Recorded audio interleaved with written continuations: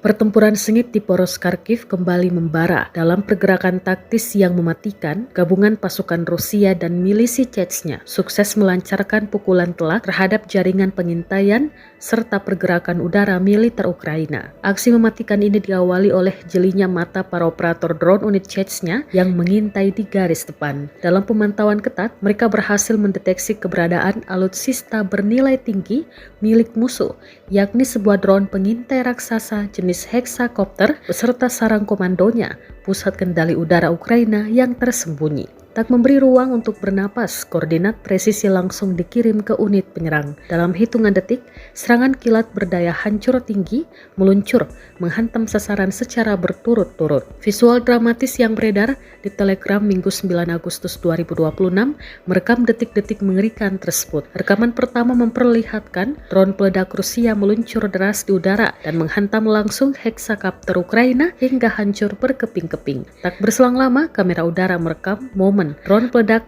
berikutnya bertamu dan melumat habis pusat kendali drone musuh tanpa sisa.